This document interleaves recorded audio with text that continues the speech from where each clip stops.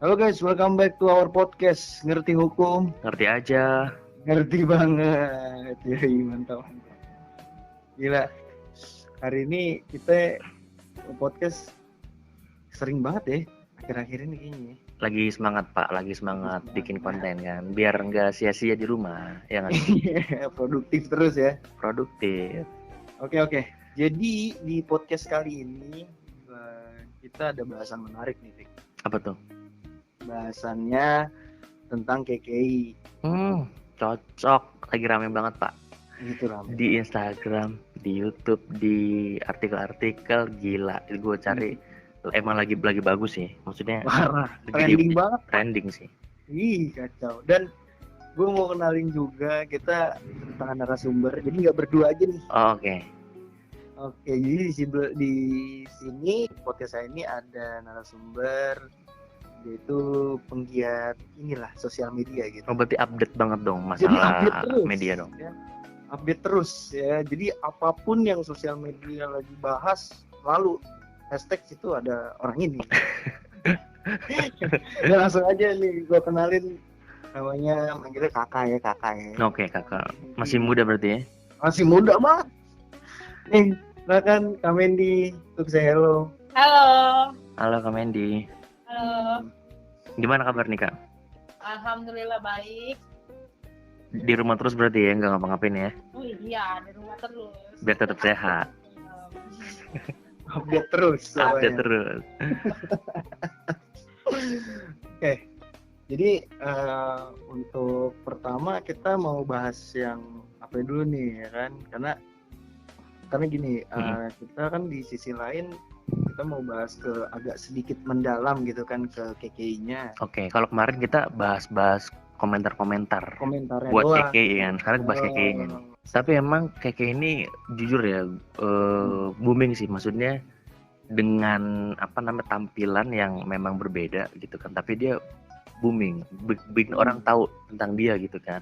Gue tuh pertama kali tahu dia waktu ada video make up kalau nggak salah, dan itu pakai balon. Oh iya, itu yang gitu. ada suara ayam ya nggak salah. Oh gitu. Ya, tapi lu banyak yang suka gitu akhirnya nganterin dia juga kan. Iya benar, sampai banyak juga yang collab sama dia. Terus juga kayak rasa para YouTuber di situ ngeliat dia kayak, keren juga nih, motivasi banget gitu kan buat yang lain. Selain itu settingan juga kan, maksudnya cowok-cowok settingan yang image-nya gitu loh. Iya sih, ya kan? Iya itu. Sempat rame juga tuh. Bener yang sama siapa itu artis itulah gue lupa. Kalau menurut Kak Mendy itu dinamika sosial media yang zaman sekarang gitu kan, banyak konten-konten yang emang kayak spontan gitu loh. Dia bikin apa aja yang nggak jelas tapi bagus, ratingnya tinggi. Itu gimana sih? Ini kita nggak bahas tentang KKI ya? Betul. Menurut aku dia itu tidak spontan untuk langsung viral tuh enggak. KKI itu pinter banget loh. Dia bisa membranding dirinya sendiri dengan cara ini, orang tuh bakal jadi sorotan gitu. Masuk akal nggak sih bisa tiba-tiba dia pakai balon dan gitu dengan kesederhanaan, tapi kan disorot orang kan, dilihat orang dengan balon yang itu, ini gila juga nih orang bisa. Itu kreativitas tinggi loh itu. Terpikir kayak gitu tuh kreativitasnya tinggi banget. Dia nggak spontan menurut aku, tapi dia emang sudah membuat brandingnya dari dulu. Jadi maksudnya udah tersusun gitu udah, ya. Dengan cara kayak gitu. Mungkin artis make up lain tuh udah mainstream gitu ya, make up pakai biasa gitu kan. Terus dia pakai gaya baru, pakai balon dan itu rame gitu. Iya betul, itu jadi sorotan banget kan. Keren banget emang. Kita tuh bisa terpikir tuh itu udah gokil sih gitu. Soalnya gini kan, aku ini kan pernah kerja di periklanan ya. Ada dua sisi. Kalau mau bikin iklan atau membranding sesuatu produk atau barang atau apa, itu tuh ada satu harus bikin yang perfect banget, bagus banget, yang ada maknanya. Satu lagi bener-bener norak banget. Nah, hal seperti itu yang bagus banget sama yang norak banget kan gampang diingat ya. Kalau yang bagus banget itu kan kita ngelihat, wah keren banget tuh visualnya, maknanya atau apanya itu lebih nempel mungkin. Tapi yang Nora ini ke masyarakat umumnya pasti lebih sangat nempel kan.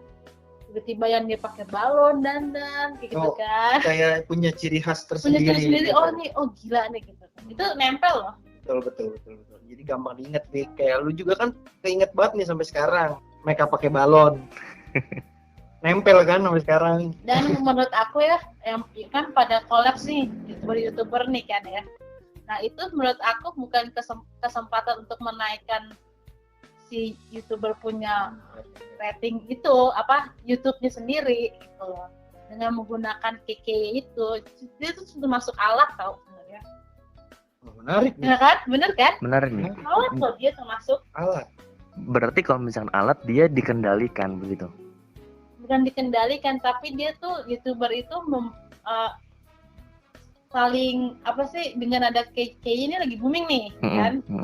Dengan caranya ini orang kan mau tahu kan, karena dia dengan balonnya segala macam, orang mau tahu, otomatis yang tadinya sepi orang bakalan kesana lagi nonton. Walaupun semuanya sih mungkin ada hinaan, ada yang ini banget, ada yang ini kan. Dengan postingan sekarang juga ya, apalagi di rumah aja sekarang kan lebih sorotan banget kan dengan gaya-gayanya dia itu. Terus kalau misalkan kita ambil ke lagu gitu kan ya, tadi kan Kak Mendy bilang Keke ini punya semacam pasti punya kreativitas gitu kan. Iya. Nah mungkin nggak sih dia juga apa namanya ya, seolah-olah spontanitasnya itu masuk ke lagunya gitu loh. Momennya bagus banget loh, dia bisa ya di luar dia lagunya agak ngejiplak atau gimana ya, tapi dia tuh momennya dapet loh. Dia bisa, walaupun ya udah dengerin kan lagunya? Oh, setiap malam itu serius. Terngiang kan Gue lagunya download kan? Pak, gue download. Nempel kan lagunya, walaupun awalnya ya kalau lihat dari komen-komennya ya kayak lagu odong-odong lah, dia pakai baju kayak ya yang dibilang ondel-ondel, yang videonya bocor di mana sana sini, yang tiba-tiba itu kan dibahas banget tuh. Tapi dia bagus loh, bisa membranding, ya ampun itu artis luar negeri aja bisa kalah sama dia.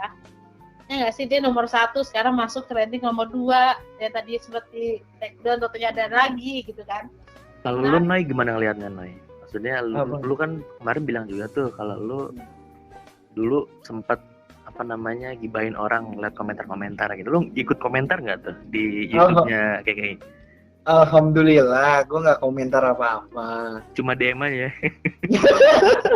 Secara langsung ya. Secara langsung ya. Kayak gitu dong, nggak boleh kita. Kan ingat karena udah kemarin kita bahas yang podcast lalu tentang ngata-ngatain orang itu nggak boleh. Jadi gue juga udah sadar gitu. Jangan lu kayak gitu. Tapi tahan. Kalau gue ngelihatnya, maksudnya ini kan industri kreatif ya, maksudnya kita bikin video, bikin lagu, bikin desain segala macam kan industri kreatif. Maksudnya berarti kita butuh satu terobosan gitu loh supaya masyarakat ini, netizen ini gak mengkonsumsi yang itu aja gitu kan. Makanya dibuatlah satu hal yang beda dan apa namanya akhirnya bisa bikin dia naik juga, karena salah satu tujuan orang bikin konten ya biar apa sih, supaya karya dia didengerin ya kan, dan dia pun naik gitu kan. Iya. Nah terus tadi Kak Mendy udah sempat bahas lagunya, bahas apa namanya jiplak-jiplakan gitu kan. Kayaknya asik tuh kalau misalkan kita masuk ke ranah tentang jiplak lagunya itu. Nah pas banget nih, kan pasti juga orang-orang bertanya ya kan kayak hak cipta itu apa sih, sebelum kita tahu, maksudnya jangan dulu lah kita membahas yang berat-berat dulu gitu kan, kayak lagu KPI kita cari tahu, kita kasih tahu dulu dah dasarnya gimana. Kayak misalkan hak cipta itu kan setiap orang juga belum tahu apa sih hak cipta itu. Nah, lu bisa nggak jelasin sedikit buat para listener gitu, apa sih hak cipta itu? Masa Kak Mendy juga belum tahu apa sih hak cipta itu? Lu ngerjain gue ya.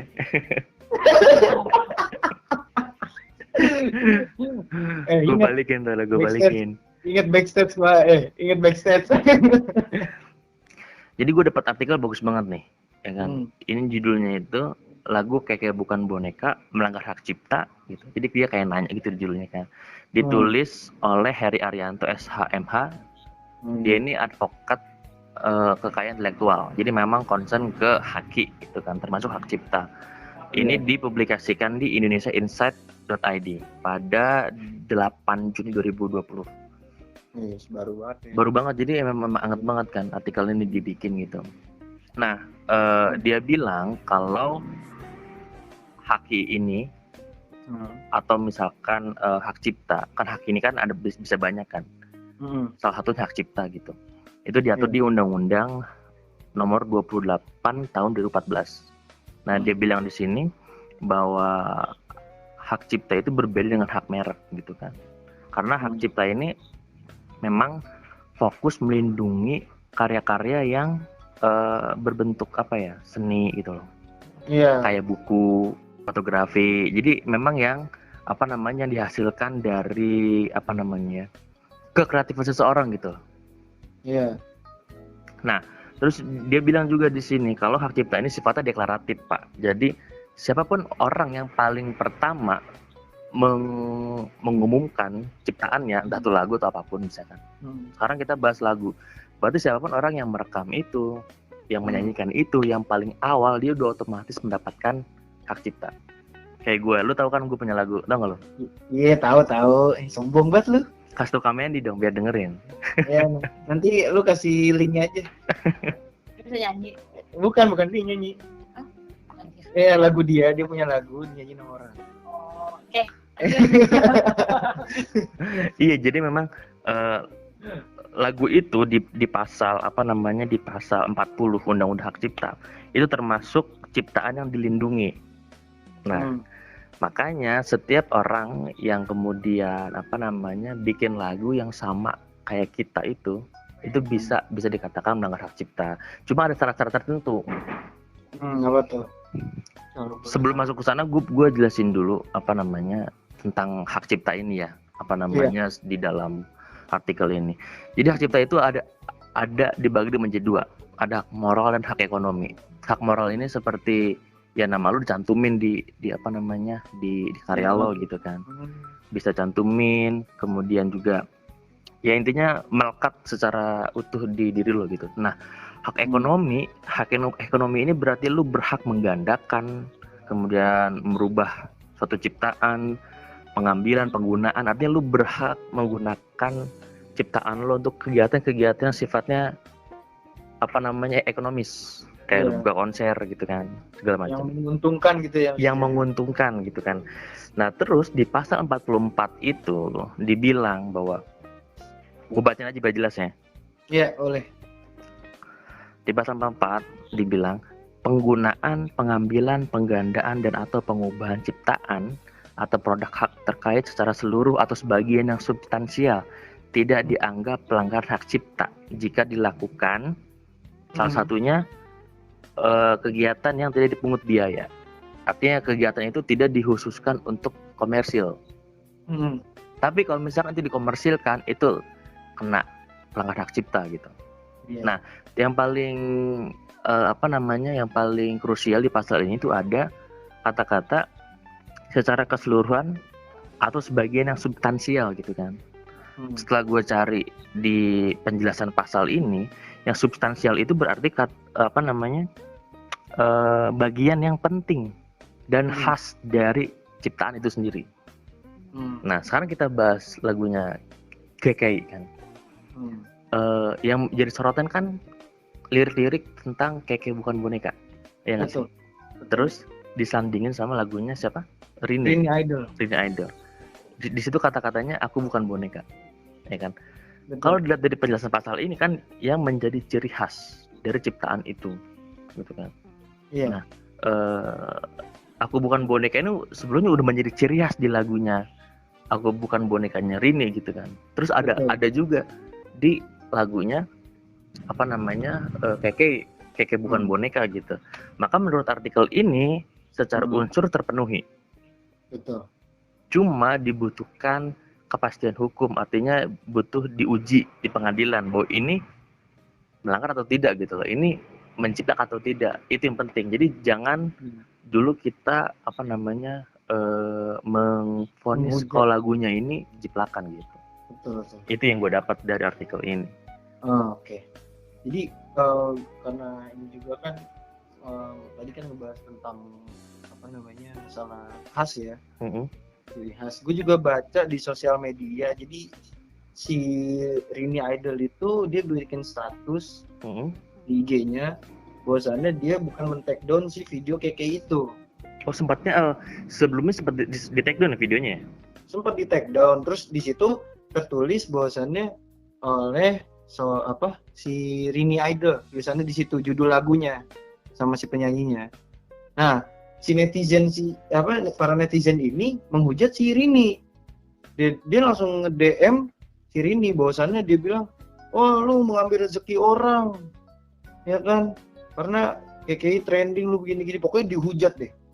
Nah, di situ makanya kayak si Rini tuh bikin postingan, dia bilang bahwasannya bukan dia yang nge-take down, tapi dari si penciptanya dan si publishernya. Oke. Nah, gue juga ngeliat sempat dengerin juga dari Dunia Manji ya.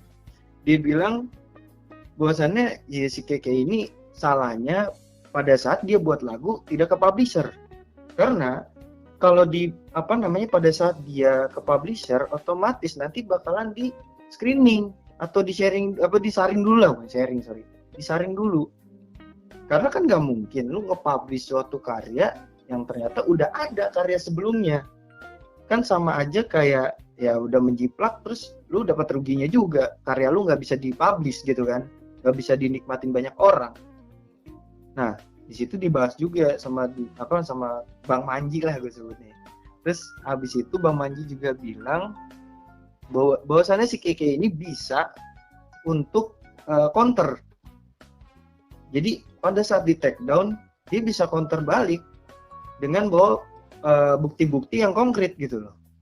Bahwasannya ini benar-benar dari si Keke-nya, dia yang buat lagunya, aransemen musiknya dia gitu loh. Dan itu bisa jadi pembelaan buat dia gitu. Bener banget, karena salah satu bukti otentik ya, apalagi lagu kan. Yang Betul. penting dia udah dipublish duluan deh. Lu yang kan kasih lagu Tinggal Kenangan si Gaby, itu kan boomingnya bukan main. Dan gue kemarin sempat riset juga tentang lagu-lagu itu kan, dan emang lagu itu tuh bagus tapi nggak tahu siapa penciptanya gitu kan. Nah, terus ditemuin satu video di mana katanya itu pertama kali dinyanyikan di satu tempat, satu acara gitu. Dan memang pertama kali yang upload itu dia gitu kan. Jadi secara secara legitimasi ya dialah yang pertama kali menyanyikan, menciptakan, mengumumkan itu lagunya gitu loh. Makanya salah satu bukti otentik supaya kita bisa mengklaim itu lagu kita, salah satunya itu dengan kita kasih bukti bahwa kita udah lebih dulu menciptakan lagu ini, menyanyikan lagu ini gitu loh. Betul. Kalau menurut Kak Medi sendiri, mungkin nggak sih seseorang itu menciptakan sesuatu itu ya secara kebetulan sama gitu loh Kak? Apalagi hal ini udah terkenal lebih dulu gitu loh. Mungkin nggak dia nggak tahu gitu atau gimana? Gini ya, kalau di dunia kreatif, kalau di dunia kreatif itu pasti sih. Ada kesamaan pasti. Kadang-kadang orang ide itu bukan karena dia bisa aja nggak tahu terus akhirnya dapat inspirasi gitu kan. Akhirnya dia masukin bisa jadi, atau enggak, ini kita ngebahas kayak KD ya. Nih, dia kan sempat ngomongin aku bukan mereka klarifikasi, bener kan? Terus si cowok settingannya itu sempat nyanyi kan, ngebales si KKI yang bilang aku buka boneka boneka, nyanyiin kan, itu jadi inspirasi loh. Walaupun dia nggak sadar kalau misalnya tuh lagu itu sebenarnya sudah ada. Bisa jadi nggak sih kayak gitu? Iya. Benar. Spontanitas itu juga ya itu aja. Oh dia jadi kayak terngiang gitu nih, dia pernah nyanyiin semacam ini. Oh, bener banget sih. Karena gue juga menggeluti itu, Noy. Gue kan nulis juga kan. Gue bikin puisi, bikin syair-syair gitu kan. Dan apa yang gue tulis, apa yang gue tangkep gitu loh. Dan gue kadang nggak menelusur lagi. Ini udah ada atau belum gitu. Jadi gue tulis aja gitu. Mengikuti alur aja. Mengikuti alur apa yang ada di kepala gue gitu. Makanya jadilah satu karya, satu puisi. Tapi itu sama atau enggak ya memang nggak bisa sih kita nuduh dia kalau emang dia niru atau apa ya, mungkin ada kepalanya ada itu gitu loh, karena gue juga betul. Kalau untuk di dunia kreatif ya, kalau untuk pembatasan misalnya ada langsung dihukum atau segala macam, kayaknya agak susah ya, karena ide itu kadang-kadang emang ada selalu sama sih. Masalah musik, masalah ide kadang-kadang bukan maksudnya ngejiplak ya, jadi ide itu kan kita imajinasi ya, kadang-kadang ada yang sama gitu kan. Itu agak susah untuk diperkarakan atau gimana sih kalau menurut aku sih. Agak bener kan? Bener banget. Kecuali emang brand atau yang benar-benar jiplak emang sengaja banget gitu. Ya itu harus sih. Tapi kadang-kadang brand pun itu walaupun ngejiplak biasanya namanya diresetin atau apa. Ya itu sah-sah aja kan. Berarti nggak sama. Nggak sama plok banget gitu. Ya. Biasanya sih gitu. Kalau di periklanan sih kayak gitu. Oh ya ini sebenarnya sama nih konsepnya nih. Tapi agak dibedain sedikit gitu. Tapi itu kayaknya dilumrahkan gitu. Ya, contohnya kayak kita bikin suatu inilah iklan gitu kan. Misalnya laptop. Banyak kan orang mikir Asus kan. Kita Usus gitu. Menurut Kamendi nih, apa semacam tips gitu kan atau saran buat netizen atau misalkan konten kreator gitu ya, dalam membuat suatu konten itu gimana sih supaya nggak kontroversi gitu loh karyanya? Supaya kontroversi. Supaya tidak kontroversi. Wah nggak bisa kalau kayak gitu. Harus kontroversi? Bukan, karena kreativitas itu kita nggak tahu ya apakah dia akan kontroversi atau enggak. Ide itu nggak bisa dibendung gitu loh menurut aku. Jadi kalau misalnya kontroversi mah tergantung kita yang menerimanya. Oke.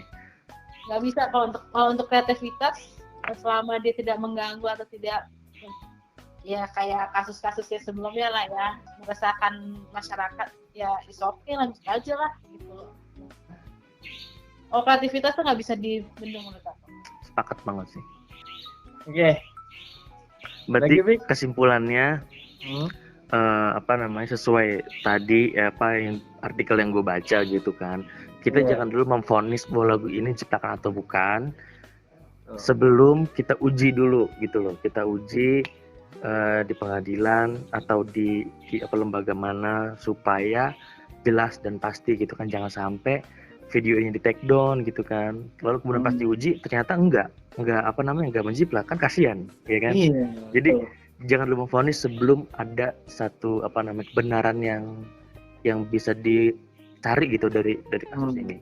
Oh iya, satu lagi karena Kamendi ini punya YouTube ya, jangan lupa follow lagi, subscribe YouTube channelnya di Mendy Alamanda. Di situ Kamendi ini nih Vicky, gue cerita dikit. Jadi dia tuh bikin YouTube itu gibahin orang. Jangan sampai ya nggak sih, namanya gibah karena keceplosan ya nggak? Gibahin orangnya tapi maksudnya dalam arti kata dia main jalur aman sih. Jalur prestasi gitu. Jalur jadi tuh dia dapat cerita gitu kan dari temennya, terus kalau misalkan temennya nggak bisa untuk mengungkapkan ya cerita tersebut, jadi Kamendi sebagai mediatornya dia ceritain di YouTube dia. So selebihnya nanti tinggal cek aja di YouTube Mendy Alamanda. Enggak sih, YouTube gue sih ngebahas tentang keresahan juga ya masyarakat ya. Masyarakat juga ada. Ya kan, ya warga plus 62. Aja. Oke, paling gitu aja, cukup banget. Thank you banget untuk Kamendi yang udah mau jadi narasumber di Ngerti Hukum. So, tunggu episode selanjutnya, Fik ya. Oke, mantap. Oke. Thank you banget Fikra udah temenin gue podcast tiap hari. Lu gak bosan-bosan ya para pendengar dengerin kita. Lama bener tutupnya. Gue nungguin Pak. Iya. Oke, thank you. So, see you in the next podcast. Ngerti Hukum. Ngerti aja. Ngerti banget. Bye-bye. Bye-bye.